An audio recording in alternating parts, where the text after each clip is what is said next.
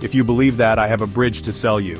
This phrase might sound like a joke, but it has a fascinating and somewhat unbelievable origin. This saying is known worldwide. It transcends cultures and languages, often used to describe someone who is easily fooled or overly trusting. It implies that someone is gullible. They might believe anything. The phrase paints a vivid picture of naivety and credulity, suggesting that the person in question could be convinced of even the most absurd propositions. But did you know this phrase comes from a real scam? Yes, it's rooted in an actual historical event that took place in the bustling city of New York. The Brooklyn Bridge, a marvel of engineering, was at the heart of this deception. Completed in 1883, it was one of the most remarkable feats of its time, symbolizing progress and innovation. Con artists saw an opportunity in the bridge. They were quick to exploit the awe and admiration that surrounded this architectural wonder. They decided to sell it to unsuspecting individuals. These swindlers would approach immigrants and tourists, convincing them that they could own a piece of this iconic structure. This scheme, repeated multiple times, became legendary. The audacity of the con artists and the gullibility of their victims turned this scam into a tale that would be told for generations. It cemented the bridge's place in the history of scams. The Brooklyn Bridge became more than just an engineering marvel. It became a symbol of human folly and deception. This essay will delve into the story of the Brooklyn Bridge scam. We will uncover the details of how this elaborate con was executed, and the impact it had on its victims. We will explore how the scam operated, and who the mastermind behind it was. The con artists behind this scheme were not just petty criminals, they were masterminds of manipulation and deceit. Get ready to step back in time to an era of audacious cons and unbelievable trickery. Join us as we unravel the fascinating story of the Brooklyn Bridge scam, a tale that continues to captivate and astonish to this day. The Brooklyn Bridge is more than a bridge, it's an icon. A symbol of New York City, it stands as a testament to human ingenuity and determination. Spanning the East River, it connects the boroughs of Manhattan and Brooklyn, serving as a vital artery for the city's bustling life. But beyond its practical purpose, the bridge has a story that is both fascinating and unexpected. Completed in 1883, it connected Manhattan and Brooklyn. This monumental project took 14 years to complete and was overseen by the brilliant engineer John A. Roebling, and later his son, Washington Roebling. The construction process was fraught with challenges, including dangerous working conditions and the loss of lives. Yet, the result was a marvel of engineering that stood the test of time. Back then, this was a feat of engineering.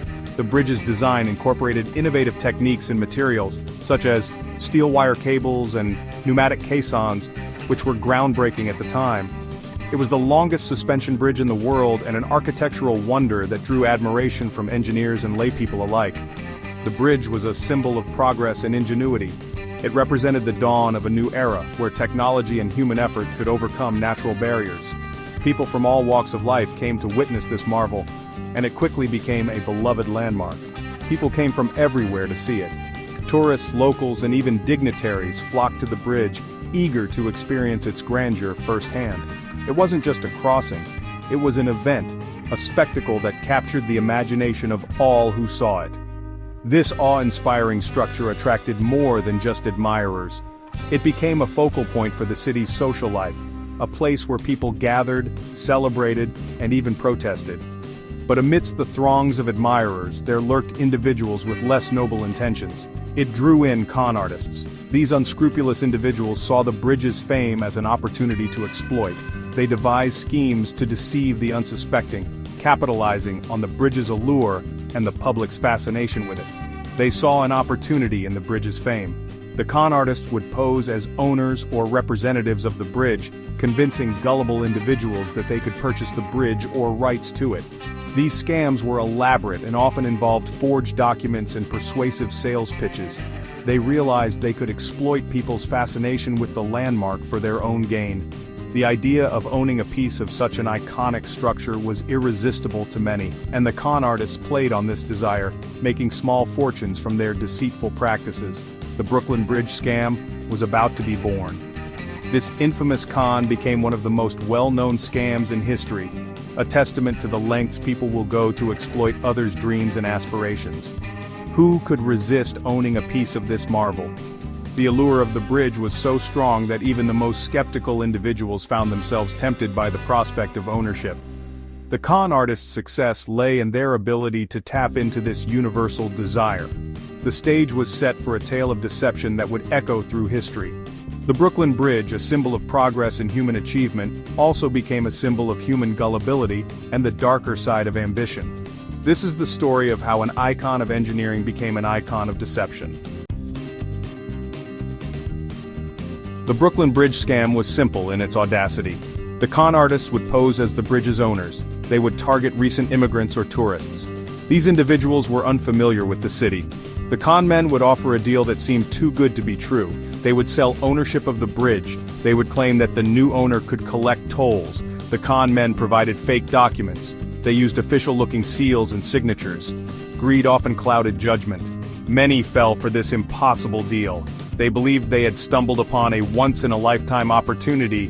The scammers would take their money and vanish. Parker, the King Khan of the Brooklyn Bridge. George C. Parker became synonymous with the Brooklyn Bridge scam. He was a master con artist. He is believed to have sold the bridge multiple times. Parker was a smooth talker. He was convincing and preyed on people's dreams of getting rich quickly. But Parker's cons went beyond the bridge. He was a versatile criminal. He sold other landmarks. These included Madison Square Garden and the Statue of Liberty. He even sold Grant's tomb. Parker had a knack for identifying and exploiting vulnerabilities. He understood human psychology. This made him a successful con man. Section 5. Parker's prey, targets and techniques. Parker targeted individuals who were new to New York City. These newcomers, often overwhelmed by the sheer scale and pace of the city, were easy marks for someone with Parker's cunning. They arrived with dreams and aspirations, but also with a certain level of naivety that Parker was quick to exploit. He looked for those eager to make their mark. Young professionals fresh off the boat who were determined to succeed in the bustling metropolis.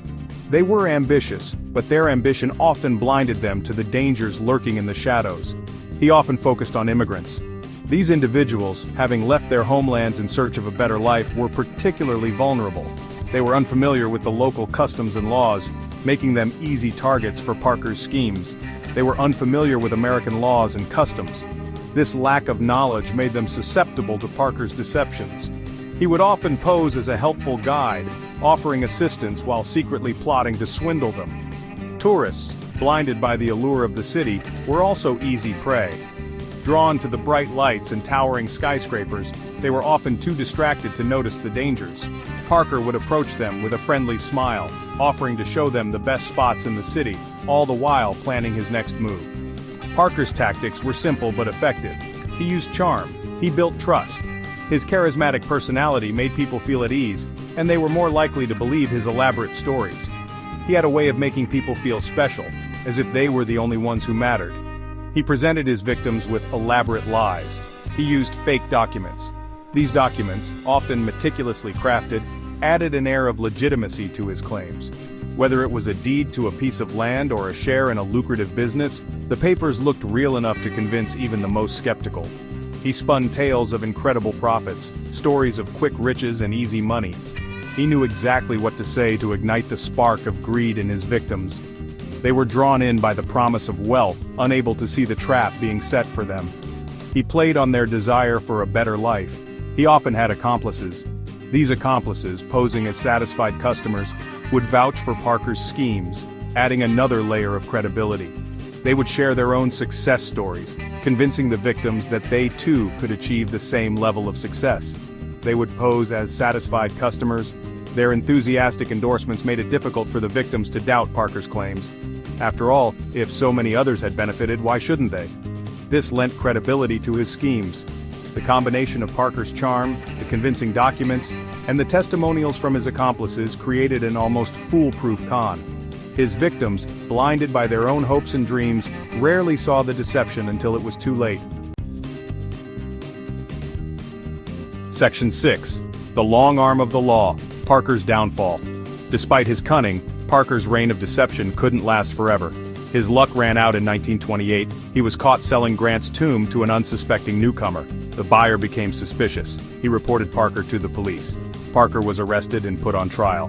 His exploits, which had once amused the public, were now exposed in court. The judge, unimpressed by Parker's charisma, sentenced him to Sing Sing prison. Section 7. Timeless Lessons. Beware the allure of a deal too good to be true. The Brooklyn Bridge scam is a cautionary tale. It reminds us that things that seem too good to be true usually are. Parker's cons, while audacious, highlight the importance of vigilance. We must be wary of offers that promise quick riches. It's crucial to do your research. Understand what you're getting into before making any significant financial decisions. The legacy of the Brooklyn Bridge scam serves as a timeless reminder. Buyer beware. Então já siga o canal, comente e compartilhe e vamos desbravar este mundo cheio de curiosidades.